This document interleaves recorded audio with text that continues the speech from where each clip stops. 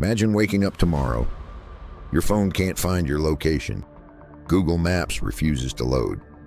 Uber drivers have no idea where you are. Airplanes begin delaying flights. Cargo ships drift without precise navigation. Emergency responders waste precious minutes searching for accident victims.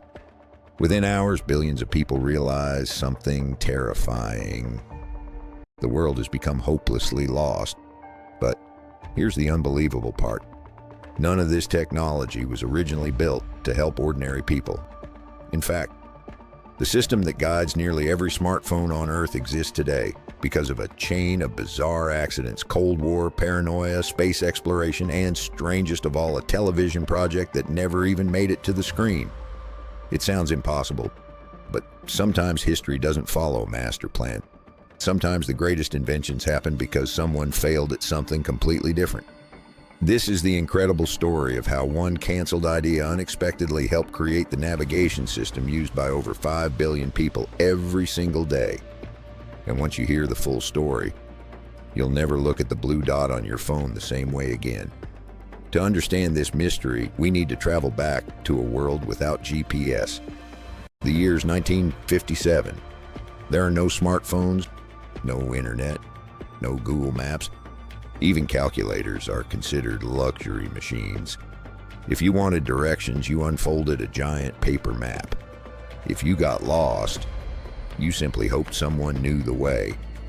But something happened in October of that year that terrified the entire United States. The Soviet Union launched a shiny metal sphere into space. It was called Sputnik. It wasn't large, it wasn't armed, it carried almost nothing. Yet the tiny satellite completely changed human history. Because every 96 minutes, as Sputnik passed over Earth, radio operators heard a strange repeating sound. Beep, beep, beep. That simple signal echoed across the planet. Scientists at Johns Hopkins University began listening carefully. Something unusual happened. As Sputnik flew toward them, the radio signal became slightly higher in pitch. As it flew away, the pitch became lower. This phenomenon is called the Doppler effect. It's the exact same reason an ambulance siren sounds different as it passes by. One young physicist had a revolutionary thought. If we know exactly where we are, and we can measure how the satellite's signal changes, we can calculate where the satellite is. Within weeks, American scientists successfully tracked Sputnik's orbit using nothing more than mathematics and radio waves. Then someone asked a question that changed everything. What if we reverse the idea? Instead of using people on Earth to locate satellites, could satellites locate people on Earth? That single question would eventually reshape civilization. But at the time, no one imagined ordinary people would ever use it. Because the military had something very different in mind.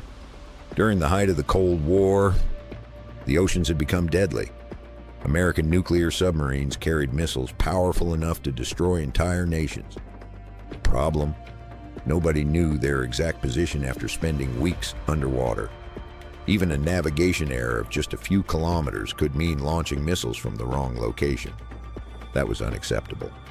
So the U.S. Navy began funding an experimental navigation system called Transit.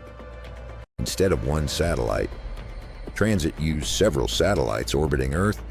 Submarines surfaced briefly, measured radio signals, and calculated their location. For the first time in history, machines in space were guiding humans across the planet. It worked, but there was one enormous limitation. The process was painfully slow. Sometimes sailors waited nearly an hour before receiving an accurate position. Good enough for submarines, terrible for everyone else. Still, the seed had been planted. Satellites could guide humanity. The technology only needed to become faster, smaller, smarter.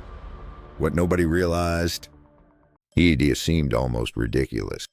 Could satellites floating thousands of kilometers above Earth tell someone standing on a street exactly where they were?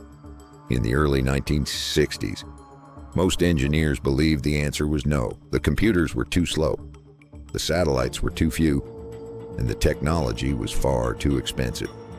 Yet behind the scenes, scientists kept solving one impossible problem after another. Then, almost by accident, a completely different government project entered the picture. It wasn't designed to improve navigation. It wasn't even designed for the military.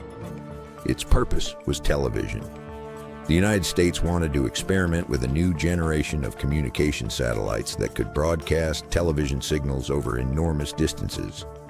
Several ambitious demonstration projects were proposed, but changing budgets, shifting priorities, and rapidly evolving satellite technology caused some of those early concepts to be scaled back or canceled before they reached their original vision. To many people, those projects looked like failures. But failure has a strange habit. It leaves behind technology. Power systems became better. Satellite clocks became more accurate. Signal processing improved dramatically. Ground antennas became far more precise. Engineers learned how to keep satellites operating reliably for years instead of months. None of these breakthroughs were created for GPS, yet GPS would later depend on every single one of them. Sometimes, the most valuable invention isn't the project itself. It's everything engineers learn while trying and failing to build it. Those lessons quietly spread across America's growing space program. Then another crisis accelerated everything: the Vietnam War. Modern warfare had become faster than ever before.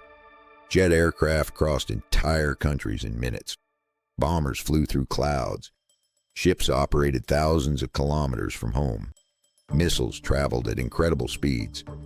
The military desperately needed a single navigation system that worked everywhere. Not one system for aircraft, another for submarines, another for soldiers. One universal solution. Different branches of the U.S. military had each built their own navigation programs. The Navy had transit. The Air Force was developing Project 621B. Other agencies had their own competing ideas. Billions of dollars were being spent, yet none of the systems worked together. The competition became so intense that progress actually slowed. Then, in the early 1970s, one man decided enough was enough: Air Force Colonel Bradford Parkinson. Rather than defending one project over another, he gathered the best ideas from every competing system. Instead of asking, "Which program wins?" he asked, "How do we combine them?" That simple change in thinking transformed history. Parkinson and his team envisioned a network of satellites constantly circling Earth. Every satellite would carry incredibly accurate atomic clocks. Every satellite would broadcast its exact position, every second, every day, without stopping. A receiver on Earth wouldn't need maps from space.